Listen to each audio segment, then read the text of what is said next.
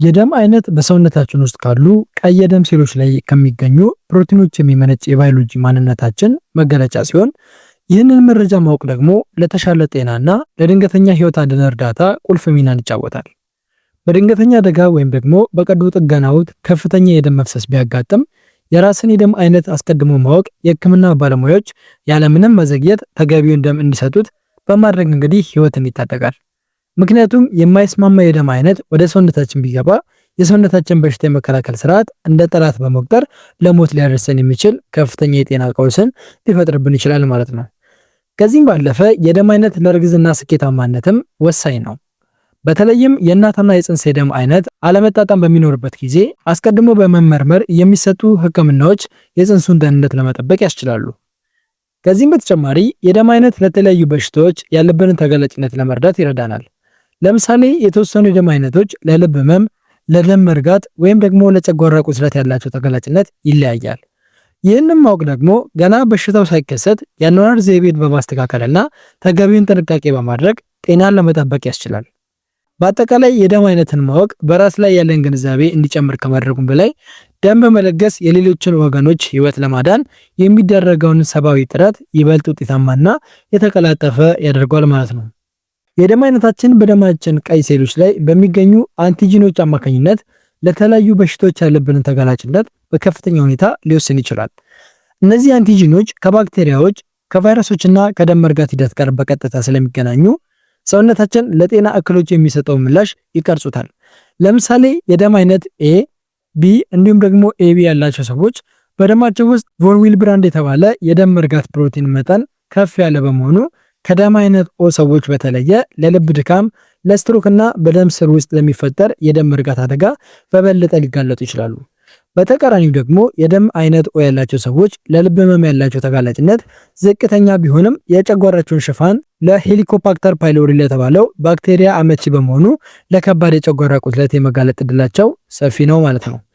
በተጨማሪም የደም አይነት ከአእምሮ ጤናና ከካንሰር ተጋላጭነት ጋር ጥልቅ ቁርኝነት አለው። በተለይም የደም አይነት ኤቢ ያላቸው ሰዎች ከእድሜ ጋር ተያይዞ ለሚመጣ የማስታወስ ችሎታ መቀነስና ለአእምሮ መታወክ የመጋለጥ እድላቸው ከሌሎቹ የደም አይነት በ82% ገደማ ከፍ እንደሚል እንግዲህ ጥናቶች ይጠቁማሉ። በሌላ በኩል ደግሞ የደም አይነት ኤ ያላቸው ሰዎች ለጨጓራ ካንሰር ያላቸው ተጋላጭነት ከፍ ያለ ሲሆን ይህም የሰውነታቸው በሽታ የመከላከል ስርዓት ለተወሰኑ የካንሰር ሴሎች በሚሰጠው ምላሽ ምክንያት እንደሆነ ይታመናል ማለት ነው።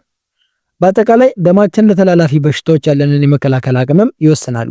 ለምሳሌ የደም አይነት ኦ ያላቸው ሰዎች ለከባድ የወባ በሽታ የመጋለጥ እድላቸው ዝቅተኛ ሲሆን ለኮሌራ እና መሰል ኢንፌክሽን በሽታዎች ግን ይበልጥ ተጋላጭ ሊሆኑ ይችላሉ። ይህ የሚያሳየው እንግዲህ የደም አይነት ዝም ብሎ ስያሜ ሳይሆን ለጤናችን ጠንቅ ሊሆኑ የሚችሉ ነገሮችንም አስቀድመን እንድንረዳ የሚያስችለን የተፈጥሮ ምልክታችን መሆናቸው ነው ማለት ነው። ከዚህ በመቀጠል ደግሞ እያንዳንዱ የደም አይነቶችን ለየትኛው በሽታ ይበልጥ ሊጋለጡ እንደሚችሉና ምን አይነት የመፍትሄ እርምጃ መውሰድ እንዳለባቸው እንግዲህ በሰፊው እንመለከታለን ማለት ነው። ለምሳሌ አንደኛ የደም አይነት ኦ ያላቸው ሰዎች ናቸው። የደም አይነት ኦ በዓለማችን እጅግ ጥንታዊና በስፋት የሚገኝ የደም አይነት ነው። እነዚህ ሰዎች በተፈጥሯቸው ጠንካራ የበሽታ መከላከል ስርዓትና ንቁ የሆነ የሰውነት እንቅስቃሴ የመፈለግ ባህሪም አላቸው። ሆኖም ግን በምስሉ ላይ እንደሚታየው ዋነኛው የጤና ስጋታቸው ከጨጓራ ጋር የተያያዘ ነው። የዚህ ደም አይነት ባለቤቶች ከሌሎቹ በበለጠ ከፍተኛ መጠን ያለው የጨጓራ አሲድ ያመነጫሉ። ይህም ለከባድ የጨጓራ ቁስለት ወይም ፔፕቲክ አልሰር ያጋልጣቸዋል ማለት ነው። በተጨማሪም የጨጓራ ባክቴሪያ ወይም ኤች ፓይሎሪ ከዚህ የደም አይነት አንቲጅን ጋር በቀላሉ የመጣመር ባህሪም ስላለው እንግዲህ ኢንፌክሽኑን ያባብሰዋል ማለት ነው። መፍትሄው ደግሞ ምንድነው ካላችሁኝ እነዚህ ሰዎች አሲድ የሚያባብሱ እንደ ቃሪያ፣ ቅመምና አልኮል ያሉ ነገሮችን መቀነስ አለባቸው። በፕሮቲን የበለጸጉ ምግቦችን ለምሳሌ እንደ ስጋ፣ አሳ ያሉ ምግቦችን ደግሞ መመገብ ለሰውነታቸው ተስማሚ ሲሆን የጭንቀት ሆርሞን እንዳይጠራቀምባቸው ደግሞ መጠነኛና ጠንከር ያለ ስፖርት መስራት እጅግ አስፈላጊ ነው ማለት ነው። ሁለተኛው ደግሞ የደም አይነት ኤ ያላቸው ሰዎች ናቸው። የደም አይነት ኤ ያላቸው ሰዎች በደማቸው ውስጥ ከፍተኛ የጭንቀት ሆርሞን የማምረት ዝንባሌ አላቸው።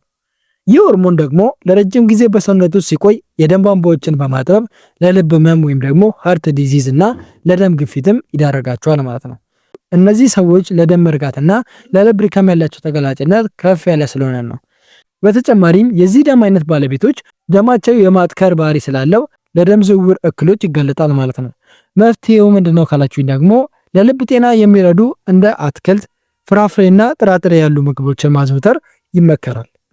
ጭንቀትን ለመቀነስ እንደ ዮጋ፣ ትንፋሽን መቆጣጠርና ረጋ ያሉ የአካል ብቃት እንቅስቃሴዎች ለልብ ስራቸው እጅግ ጠቃሚ ስለሆኑ እንግዲህ እነዚህን ተግባራዊ ቢደረግ ይመረጣል ማለት ነው። ሶስተኛው ደግሞ የደም አይነት ቢ ያላቸው ሰዎች ናቸው። የደም አይነት ቢ ያላቸው ሰዎች በአንጻራዊነት ተለዋዋጭና ጠንካራ የመከላከል አቅም ቢኖራቸውም ዋነኛው ስጋታቸው በምስሉ ላይ እንደሚታየው እንግዲህ ከደም ስር ውስጥ ጤና ጋር የተያያዘ ነው። እነዚህ ሰዎች በእግር ደም ስር ውስጥ ለሚፈጠር የደም መርጋት በከፍተኛ ሁኔታ ሊጋለጡ ይችላሉ። ይህ ደግሞ ደሙ ተላቆ ወደ ሳምባ ወይም ደግሞ ልብ ከሄደ ለህይወት አስጊ ሊሆን ይችላል። በተጨማሪም ለተለያዩ የሰውነት መቆጣትና ለነርቭ ጥቃቶችም ተጋላጭ ናቸው ማለት ነው። መፍትሄው ደግሞ ምንድነው ካላችሁኝ የደም ዝውውርን ለማሳለጥ በቀን ቢያንስ ከ30 ደቂቃ የእግር ጉዞ ማድረግና በቂ ውሃ መጠጣት ወሳኝ ነው።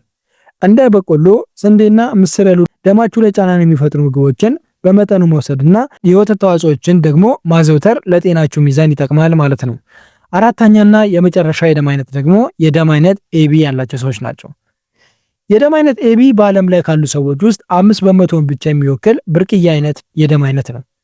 ይህ የደም አይነት የሁለቱንም ለምሳሌ የኤና ቢን ባህሪያት ስለሚይዝ እንግዲህ በምስሉ ላይ እንደምታዩት ዋነኛው ስጋቱ ከአንጎል ጤና ጋር የተያያዘ ነው። ጥናቶች እንደሚያሳዩት የዚህ ደም አይነት ባለቤቶች ከደም ጋር ተያይዞ ለሚመጣ የመርሳት ችግርና ለትኩረት ማጣት ችግሮችም ይጋለጣሉ። በተጨማሪም ደማቸው የመርጋት ባህሪ ከፍተኛ በመሆኑ ለስትሮክ አደጋም ቅርብ ናቸው ማለት ነው። መፍትሄው ደግሞ ምንድነው ካላችሁኝ አይምሮን ዘውትር ንቁ የሚያደርጉ ስራዎችን ለምሳሌ እንደ ንባብ፣ እንቆቅልሽ መፍታትና የተለያዩ ቴክኒካዊ ስራዎችን መስራት እንዲሁም ደግሞ በኦሜጋ 3 ፋቲ አሲድ የበለጸጉ ምግቦችን ለምሳሌ እንደ አሳና ለውዝ ያሉ ምግቦችን መመገብ ለአንጎላቸው ሴሎች ጥበቃን ያደርጋሉ ማለት ነው። የደም ግፊትንና ስኳርን ዘውትር መቆጣጠር ደግሞ የስትሮክ ስጋትን በከፍተኛ ሁኔታ ይቀንስላቸዋል ማለት ነው። በአጠቃላይ የደም አይነታችን የወደፊት የጤና ጉዟችንን የሚጠቁም ካርታ ማለት ይቻላል። ይህንን እውቀት ተጠቅመን ደግሞ የአመጋገብና የኑሮ ዘይቤያችንን ካስተካከለን ከተፈጥሯዊ ተጋላጭነቶቻችን በላይ በመሆን እንግዲህ ረጅምና ጤናማ ዕድሜ መምራት እንችላለን ማለት ነው። የደም አይነታችንን ማወቅና ተገቢውን ጥንቃቄ ማድረግ ደግሞ ከበሽታው ለመከላከል ትልቅ መሳሪያ ነው። ለምሳሌ የደም አይነት ኦ የሆናችሁ ሰዎች የደም አይነታችሁ ኦ ከሆነ የጨጓራ አሲዳችሁ የመጨመር ባህሪ ስላለው ቅመም የበዛባቸው ምግቦችንና አልኮሎችን በመቀነስ የጨጓራ ቁስለትን መከላከል ይኖርባችኋል። የደም አይነታችሁ ኤ ከሆናችሁ ደግሞ በተፈጥሮ የልብና ለጭንቀት ተጋላጭ ስለሆናችሁ የአትክልትና ፍራፍሬዎችን በመመገብ ራሳችሁን መጠበቅ ይኖርባቸዋል ማለት ነው። በሌላ በኩል ደግሞ የደም አይነት ቢ ባለቤቶች በእግር ደም ስር ውስጥ ለሚፈጠር የደም መርጋት ስጋት ስላላቸው የደም ዝውውርን ለማሳለጥ ዘውትር እንቅስቃሴ ማድረግና በቂ ውሃ መጠጣት ወሳኝ ጥንቃቄያቸው ነው። የደም አይነት ኤቢ የሆኑ ደግሞ የአእምሮ ንቃትን ለመጠበቅና የስትሮክ አደጋን ለመቀነስ የደም ግፊታቸውን መቆጣጠርና አእምሮን የሚያሳድጉ ልምዶችን ማዳበር ይኖርባቸዋል። በአጠቃላይ ማንኛውም ሰው የደም አይነቱ ምንም ይሁን ምን መደበኛ የጤና ምርመራ ማድረግ ክብደትን መቆጣጠርና ከሱስ መራቅ ለተሻለ ጤናቸው ዋስትና ነው ማለት ነው። ክቡራትና ክቡራን እንግዲህ የደም አይነታችን ለተለያዩ የጤና እክሎች እንዴት እንደሚያጋልጠንና በተለይም ለልብ፣ ለጨጓራና ለደም ዝውውር ጤና ያለውን ወሳኝነት እንግዲህ በዝርዝር ተመልክተናል ብዬ አምናለሁ። ይህ ባዮሎጂካዊ ማንነታችን ከኩላሊት ጤና ጋርም ቢሆን ጥልቅ ግንኙነት አለው ተብሎ ይታመናል። በተለይ የደም ግፊትና ስኳር መዛባት የደም አጣሪ ሴሎችን በመጉዳት እንግዲህ ለጸጥተኛ ገዳይ የኩላሊት ስራ ማቆም አደጋ ሊዳርገን ይችላል ማለት ነው። ይህ ሁኔታ ሳይታወቅ ቆይቶ እንደ ሰውነት ማበጥና የደም ማነስ ያሉ ለህይወት አስጊ የሆኑ ውስብስብ ችግሮችንም እንዲያስከትልብን ሊሆን ይችላል ማለት ነው። ስለሆነም እንደየ የደም አይነታችሁ እንግዲህ ተገቢውን የአመጋገብ ጥንቃቄ በማድረግና የሰውነታችሁን ምልክቶች እንግዲህ በንቃት በመከታተል የኩላሊታችሁን ጤንነት እንድትጠብቁ አሳስባችኋለሁ። እንዲህ ያሉ ህይወት ቀያሪ የጤና ትምህርቶችንና እውቀቶችን ዘውትር ለማግኘት ቻናሉን ሰብስክራይብ፣ ላይክ እና ሼር በማድረግ የዚህ ጠቃሚ መድረክ ቤተሰብ ሁኑ ማለት ወዳለሁኝ። ማንኛውንም ጥያቄ ወይም አስተያየት ካላችሁ በኮሜንት አጋሩኝ። እኔ ምላሽ ለመስጠት ዘወትር ዝግጁ ነኝ ማለት ነው። ስለተከታተላችሁኝ ከልብ አመሰግናለሁኝ። ሰላም ሁኑ።